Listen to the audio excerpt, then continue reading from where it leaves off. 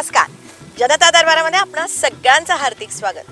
निरनिराळ्या सकारात्मक प्रयत्नांची माहिती आपण आपल्या ह्या जनता दरबारमधून करून घेत आहोत आणि ह्या माहितीचा उपयोग आपण सगळ्यांनी करायला पाहिजे अशीच आमची इच्छा आहे. आपलं हे रोजचं जगणं आहे ना, हे अधिक चांगलं करण्यासाठीच जनता दरबारचे हे सगळे एपिसोड आहेत आणि जनता दरबारचे जे सगळे एपिसोड आहेत हे आम्ही यूट्यूबवरती लोड केलेले आहेत.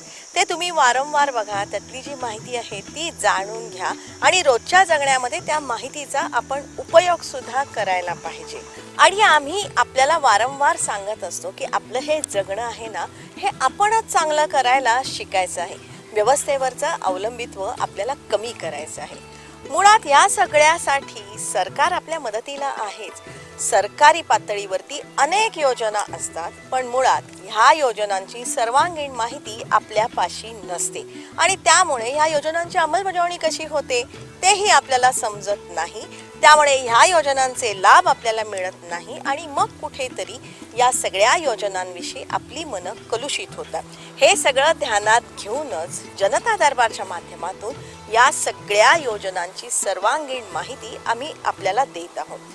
त्याचबरोबर वस्तुस्थितीचं यथार्थ चित्रण किंवा सत्यचित्रण आम्ही जनता दरबारमधून करत आहोत, जेणेकरून हे जे असे सकारात्मक प्रयोग आहेत ना, हे इतरांना जमले तर आपल्याला सुद्धा जमू शकतात. हा त्यामागचा उद्देश आहे.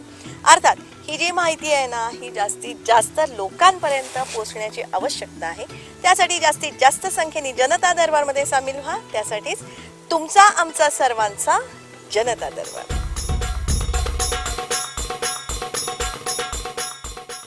जनता दरबारमधला आपला आजचा विषय खूप चांगला आहे, तुम्हाला सगळ्यांना अतिशय आवडेल असाच आहे. मंडळी, मध्यंतरी जलयुक्त सोलापूरची यशोगाथा तपासण्यासाठी आम्ही सोलापूर जिल्ह्याचा दौरा केलेला होता. आम्ही विविध गावांना भेटीही दिलेल्या होत्या. तेव्हा 44 अंश तापमान तिथे होतं आणि त्याही परिस्थितीत आम्ही अनेक गावांना भेटी दिलेल्या होत्या. आणि जलयुक्त शिवार अभियानामुळे ह्या वर्षी तिथे आजही आपल्याला पाणी बघायला मिळत आहे. वास्तविक सोलापूर हा कायमच कमी पावसाचा प्रदेश आहे. पाणी टंचाई इथे असतेच, तरीही आम्ही इथले शेतकरी अतिशय कणखर आहोत असं ह्यांनी सांगितलं. मराठवाड्यापेक्षा दुष्काळ तीव्र असतो आणि सातत्यानं असतो आणि सांगोला हा आमच्या सांगोल तालुक्याला ह्याचा परिपाठ पडलेला आहे. कारण महाराष्ट्रामध्ये एक नंबरचा दुष्काळी जिल्हा सोलापूर आहे आणि सोलापूर जिल्ह्यामध्ये एक नंबरचा दुष्काळी तालुका सांगोला आणि त्याच्यातून हे शेवटचं टोक आहे. इथला शेतकरी बुजदिल नाही, कणखर शेतकरी कर्जाने भरला तरी तो कोणाकडे तक्रार करत नाही. सो कष्टावर कर्जाचं येईल.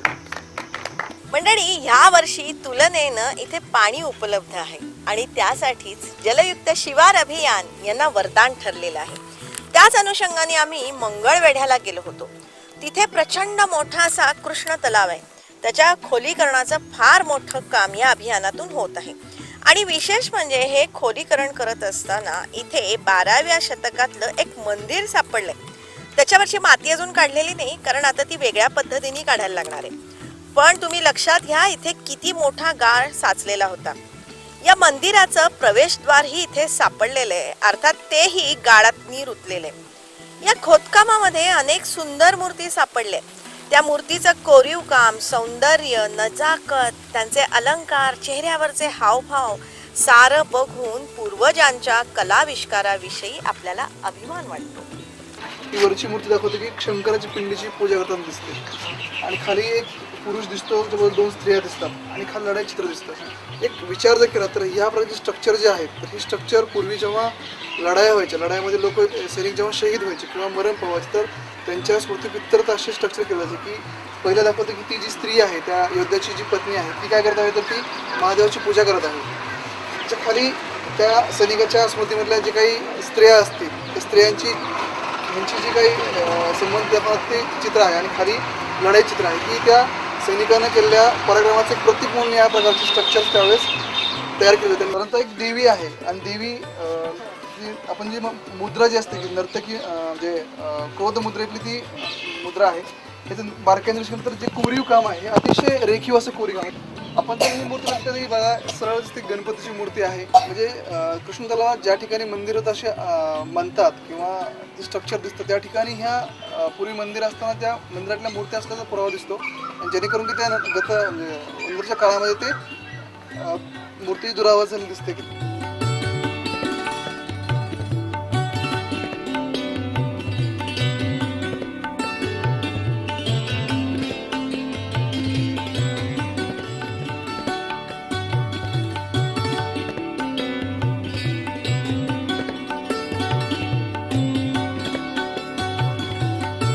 मुळात संतांच्या अस्तित्वानं पावन झालेला हा मंगळवेढ्याचा परिसर आहे. इथे बरीच प्राचीन मंदिरं सुद्धा आहे. काशी विश्वेश्वराचं हे सुंदर मंदिर बघा.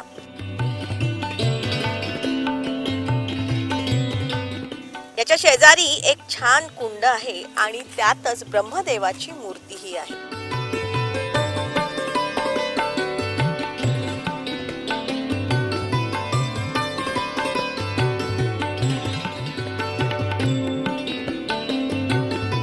तलाव हे मंगळवेढ्याची ऐतिहासिक अशी ठेव आहे. साधारणतः 700 वर्षापूर्वीचा हा तलाव, ह्या तलावाचं अस्तित्व म्हणजे हा जो एरिया होता, ह्या एरियामध्ये शेकडो वर्षापूर्वी जो गाळ असलेला होता तो जलयुक्त शिवारमधून गाळ काढायचं नियोजन आम्हाला माननीय जिल्हाधिकारी सो यांनी दिलं. त्या धर्तीवर आम्ही सुरुवात केली. 24 फेब्रुवारीला आम्ही सुरुवात केली. साधारणतः 24 फेब्रुवारी 2016ला आम्ही सुरुवात केली. साधारणतः 28 दिवस हे काम चाललं. यासाठी आम्ही प्लॅनिंग नगरपालिका सिवा आणि मी स्वतः यासाठी लोकांना जागरूक करण्यासाठी सुरुवातीला आमचे काही दिवस गेले. सुरुवातीला 2 ते 3 ट्रॅक्टरवर सुरू असलेलं काम आम्ही पीक पिरियडपर्यंत साधारणतः 124 ट्रॅक्टर्स, 24 JCP, 3 पोकलँड आणि साधारणतः 5 ते 6 टिपर्स असं हे 28 दिवसांमध्ये आम्ही साधारणतः 2,54,000 ब्रास ह्या 28 दिवसांमध्ये आम्ही त्या कृष्ण तलावातून काढलेला आहे. मंडळी, कृष्ण तलावाच्या ह्या खोलीकरणामुळे आता इथे पडणाऱ्या पावसामुळे पाणी साठा वाढू शकतो आणि त्यातून मंगळवेढ्याचा पाणी प्रश्न सुटूही शकतो. आणि म्हणून महाराष्ट्र शासनाने जलयुक्त शिवारच्या माध्यमातून पूर्ण महाराष्ट्र राज्य हे 2019 पर्यंत टँकर फ्री, टंचाईमुक्त फ्री करायचं हे ठरवलं. परंतु आम्ही त्याच्या पुढे जाऊन आमच्या लेवलला सोलापूर जिल्ह्यापुरता असा निर्णय घेतला की जलयुक्तचं हे टंचाईमुक्त महाराष्ट्रात होईलच, टंचाईमुक्त सोलापूर तर होईलच, पण त्याचबरोबर आमच्या जिल्ह्यापुरतं आम्ही उद्दिष्ट असं ठरवलं की शेतकऱ्यांचा विकास, सर्वांगीण विकास हे जलयुक्तच्या माध्यमातून करायचा आणि हा आम्ही गोल ठरवला आणि त्या दिशेने वाटचाल चालू केली. मंडळी, जलयुक्त शिवार अभियानाअंतर्गत आता ह्या गवसलेल्या पाण्याच्या वापराविषयीचं प्रबोधन करण्यात येत आहे. पुढच्या टप्प्यामध्ये पाण्याची उपलब्धता करून देणं हा एक भाग आहे. पण पाण्याची उपलब्धता करून दिल्यानंतर पाण्याचा वापर कशा पद्धतीनं करायचा, तर पाण्याचा कार्यक्षम वापर करायसाठी ड्रीप इरिगेशन असेल, स्प्रिंकलर आहे, ह्याचा उपयोग त्या त्या गावामध्ये करावा. पाण्याचे साठे चांगल्या पद्धतीनं जतन करावेत, ग्रुप शेती करावी आणि पाण्याचं त्या ठिकाणी व्यवस्थापन करायसाठी पाणी वापर संस्था ह्या जर गावागावामध्ये चांगल्या पद्धतीनं उभा राहिल्या या गट शेतीच्या माध्यमातून, तर मग पाण्याचं वाटप चांगलं होईल आणि पाण्याचं प्रोटेक्टिव्ह इरिगेशन म्हणून त्याचा वापर होईल. तर या पुढच्या 1 वर्षाच्या कालावधीमध्ये ज्या गावामध्ये पाण्याची जेवढी आवश्यकता आहे तेवढी आवश्यकता उपलब्ध करून दिली की मग ह्या गावांना पुढे पाणी कसं वापरायचं याचं शिस्त त्या त्या गावानं पाळली पाहिजे आणि ती पाळली तर निश्चितपणानं आपल्याला ही गावं कायमस्वरूपी टंचाईतून बाहेर काढता येतील. त्यासाठीच निरनिराळे पाणी बचतीचे मार्ग म्हणा किंवा पीक पद्धतीमध्ये बदल सुचवण्यात येत आहेत. मी काही गावामध्ये पाहिलं, हे तरुण एकत्र येत आहेत, ग्रुप फार्मिंग करतायत, गट शेती ज्याला म्हणतो ती गट शेती करतायत आणि कृषी विभाग ह्याच्यामध्ये खूप मोठ्या प्रमाणात पुढाकार घेत आहे. गट शेतीच्या माध्यमातून मग ग्रीन हाऊस असतील, पॉली हाऊस असतील किंवा शेडनेट आहेत, इतर वेगळ्या प्रकारची फुलाची शेती आहे, ह्याच्यामध्ये तरुण अधिक लक्ष देत आहेत आणि त्यांना असं पाहिजे की आम्ही शेती केल्यानंतर आम्हाला काहीतरी उत्पन्नाचं साधन मिळेल, साहजिक आहे आणि त्याचं सगळं भवितव्य त्याच्यावरती राहतं आहे. मंडळी, त्याच अनुषंगानं पाणी वापरामध्येही सोलापूर जिल्ह्यानं फार मोठी आघाडी घेतलेली आहे. इथे पीक पद्धतीमध्ये बदलही करण्यात येत आहेत. त्याचबरोबर पाणी वापर संस्थांच्या माध्यमातून मीटरवरून शेतीला पाणी देण्याचा आगळा वेगळा प्रयोग, जो जुनोनी पॅटर्न म्हणतात त्याला, तोही इथे यशस्वीपणे राबवण्यात आलेला आहे. या सगळ्याची माहिती आता आपण करून घेऊया. पाणी आपण अडवतो, पाणी जिरवतो, पण त्याचा योग्य उपयोग झाला नाही तर कितीही पाणी आणलं तर त्याचा उपयोग होणार नाही. म्हणून 6वा कार्यक्रम आम्ही जिल्हा लेवलला घेतला तो म्हणजे त्याचं सायंटिफिक मॅनेजमेंट, वॉटर मॅनेजमेंट म्हणून त्या दृष्टिकोनात आम्ही मुवमेंट चालू केलेली आहे. आणि त्यामध्ये शेती ड्रीपवरती करण्यासाठी आम्ही खूप मोठ्या प्रमाणात प्रयत्न करत आहोत. उसाचं क्षेत्र कमी करण्यासाठी आम्ही खूप मोठ्या प्रमाणात प्रयत्न करत आहोत. शेडनेट वाढवण्यासाठी आम्ही खूप मोठ्या प्रमाणात करत आहोत. किंवा जे पाणी आहे साठवलेलं त्याचं शेतीला मीटरद्वारे पाणी द्यावं असाही आम्ही प्रयत्न करत आहोत. त्यातही मंडळी ऊसाचं पीक ड्रीप वरती घेण्याचा निर्णय सोलापूरमध्ये घेण्यात आलेला आहे. याच्यामधला पहिला निर्णय आम्ही असा घेतला की ऊसाचं क्षेत्र आपल्याकडे 35 साखर कारखाने आहे, 2 लाखपेक्षा जास्त हेक्टरवरती ऊस आहे. तर ऊसाचे कारखाने असल्यामुळे आणि ऊस असल्यामुळं तो ऊस आपल्याला तर होणारच आहे. त्याचं क्षेत्र कमी करूनही 35 साखर कारखाने चालू शकतात. 2 लाख हेक्टरच्या म्हणजे 1 लाख हेक्टरचं क्षेत्र ड्रीप इरिगेशन ते आणलं तर पर्यायाने ह्या 1 लाख हेक्टरचं दुसरीकडे जाऊ शकतो, त्याचा ड्रीप पण वाढू शकतो. 1 लाखाचे 2 लाख हेक्टरवरती पाणी मिळू शकतो. म्हणजे आम्ही असं टार्गेट ठेवलं की हा ऊसाचं क्षेत्र 2 लाख हेक्टरवरून 1 लाख हेक्टरवर आणायचं, परंतु 100% ड्रीपवरती आणायचं. ड्रीप दिलं तर सबसिडीही पाहिजे, याच्यावरतीही सोलापूरमध्ये वेगळा उपाय शोधण्यात आलेला आहे. ऐकून घ्या. आणि 100% ड्रीपवरती आणायचं जर असेल तर शेतकरी साहजिक सबसिडी कुठे विचारणार. म्हणून आम्ही सांगितलं की सबसिडीच्या पाठीमागे लागू नका. जी ऑलरेडी तुम्ही करा, ज्यावेळेस भेटायची ॲप्लिकेशन देऊन टाका, ज्यावेळेस भेटायची त्यावेळेस भेटेल सबसिडी. मग म्हणले आमच्याकडे पैसे नाही आहेत, तर म्हणून आम्ही केलं डिस्ट्रिक्ट क्रेडिट प्लॅन किंवा ॲन्युअल क्रेडिट प्लॅन म्हणतो. त्याच्यामध्ये 15-16 या वर्षासाठी आम्ही 2000 कोटी, मी रिपीट करतो 2000 कोटी रुपये फक्त आणि फक्त ड्रीप या कामासाठी मी ठेवले होते. आणि मला सांगायला आनंद वाटतो की गेल्या 1 वर्षामध्ये 1300 कोटी रुपयाचं वाटप या कामावरती झालेलं आहे. आणि म्हणून खूप प्रोत्साहन दिला. आम्ही बँकांना सांगितलं की ऊसाच्या क्षेत्राला क्रेडिट देताना कंपल्सरी हे ड्रीप इरिगेशनचा दाखला असल्याशिवाय ऊसासाठी क्रेडिट द्यायचं नाही. आणि हे चेअरमन DLCC म्हणून मी हा निर्णय घेतला आणि बऱ्यापैकी इम्प्लिमेंटेशन झालं. तसंच आता 16-17 सुद्धा आम्ही 3000 कोटी रुपयाचं प्रोव्हिजन यासाठी केलेलं आहे, जेणेकरून 100% क्षेत्र ऊसाचं जर आम्ही ड्रीपवरती आणू शकलो तर अत्यंत चांगलं काम होऊ शकतं आणि इरिगेशन क्षेत्र वाढू शकतं. म्हणून तो एक पहिला भाग घेतला, त्याला लोकांचा रिस्पॉन्स भेटतोय. मुळात शेतकरी वर्गाला शेतीचं अर्थशास्त्र इथे समजावून सांगण्यात आलेलं आहे. आणि जर का आपण पिकामध्ये बदल केले तर ते फायदेशीर कसे ठरू शकतात याचंही प्रबोधन इथे करण्यात आलेलं आहे. दुसरं असं केलं की याला अर्थशास्त्र आम्ही शेतकऱ्यांना समजून सांगण्याचा प्रयत्न केला, शेती अर्थशास्त्र. कारण ऊसाकडे शेतकरी का जातो त्याचे 2 कारणं आहेत. एक तर त्याच्यामध्ये पाण्याचा गॅप पडला तर ते सस्टेन करू शकतो, हे एक कारण आहे. आणि दुसरं त्याच्यात खूप काही खर्च नाही, पाणी आलं पाणी सोडून दिलं मोकळं आम्ही भेटलं, आम्हाला कष्ट करावं लागत नाही, त्याच्यातलं दुसरं कारण आहे. पण मी त्यांना समजून सांगितलं की 1 हेक्टर ऊस जर तुम्ही केला तर खूप चांगलं ऊस दिलं तर किती तुम्हाला उत्पन्न भेटतं. तर सर्वसाधारणपणे 90,000 ते 1 लाख ते 1,20,000 रुपये उत्पन्न 1 हेक्टरच्या पाठीमागे त्यांना खूप चांगला ऊस हवा.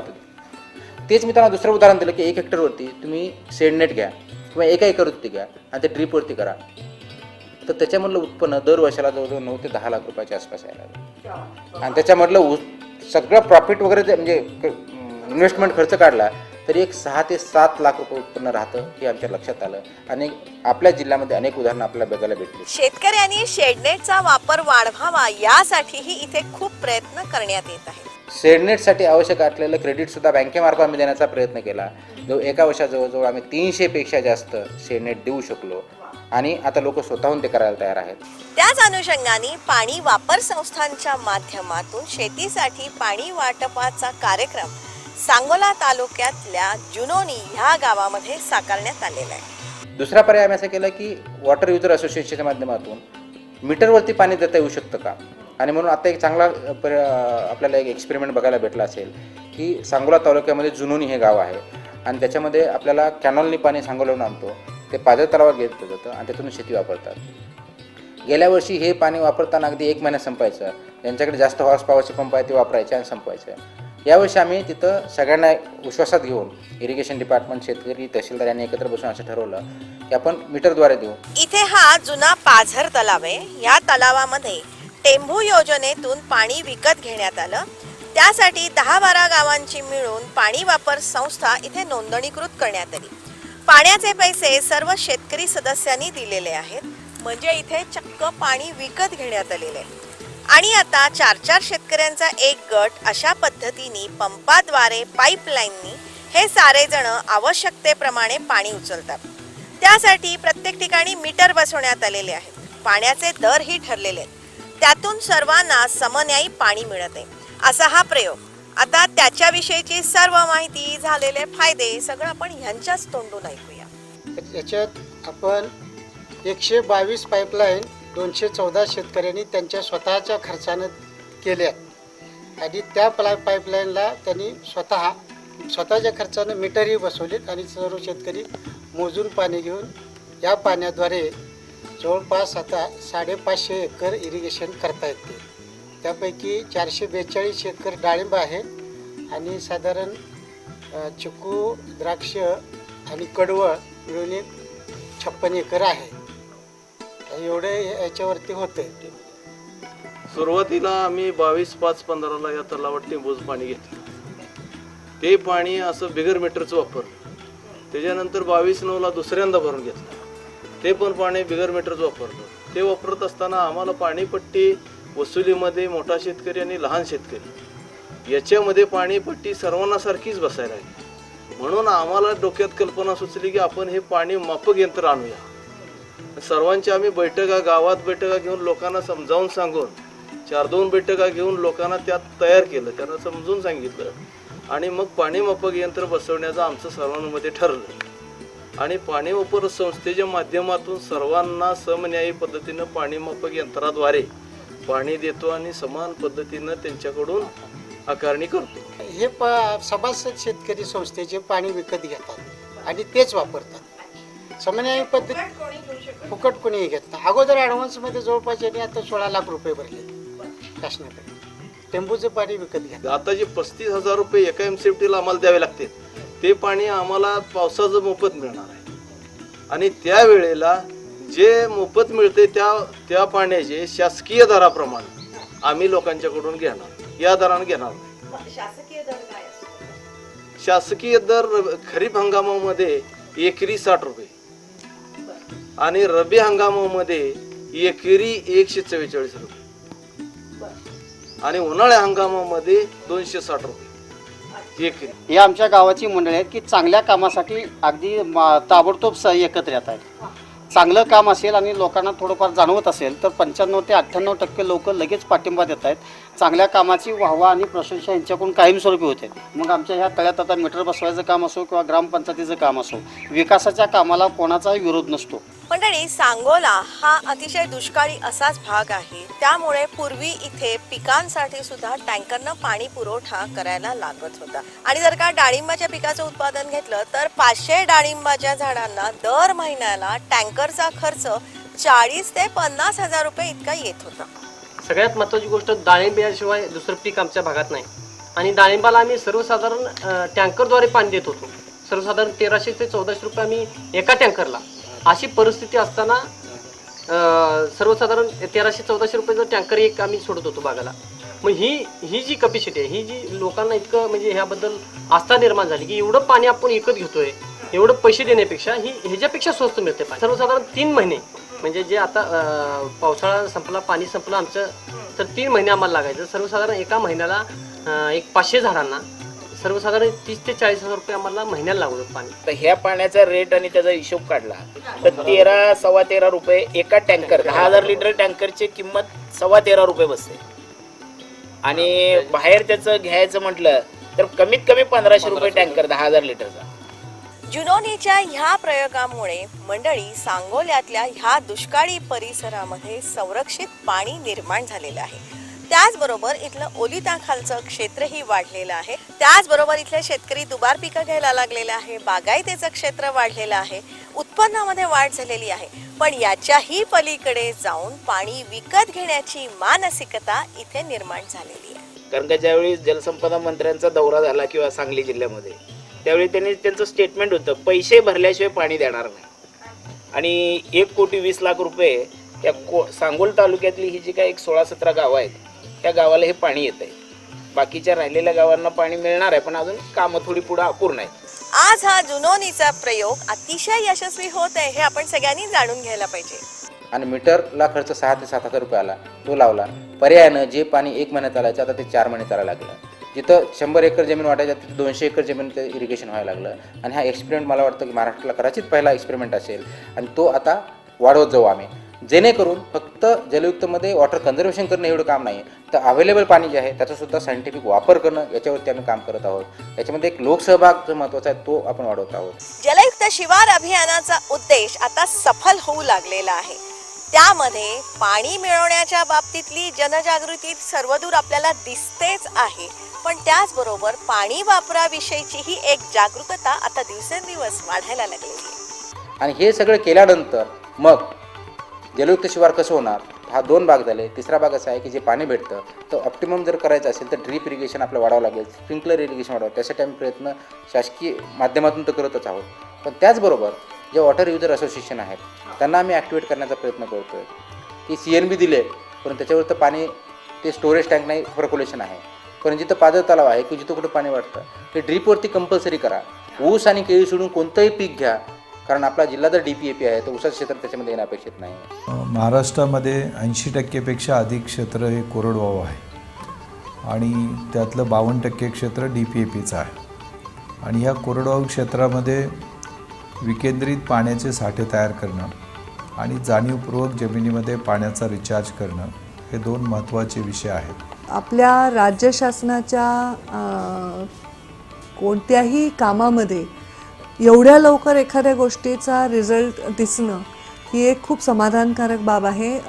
राज्य शासनात काम करणाऱ्या मंत्र्यांसाठी, ब्युरोक्रसीमध्ये काम करणाऱ्या अधिकाऱ्यांसाठी आणि लोकांसाठी ज्यांना आत्तापर्यंत योजना ऐकायची सवय होती, प्रत्यक्षात पाहायची त्यांना सवय नव्हती. त्याच्यामुळे मला वाटतं एक खूप चांगला पॉझिटिव्ह बदल या जलयुक्त शिवारच्या माध्यमातून झालेला आहे.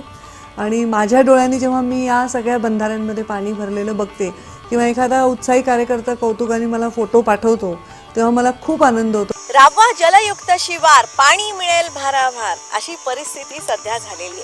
त्याच अनुषंगाने जलयुक्त सोलापूरमधल्या जलयुक्त शिवार अभियानाबाबतची सगळी माहिती आपल्याला कशी वाटली ते तुम्ही आम्हाला जरूर कळवा.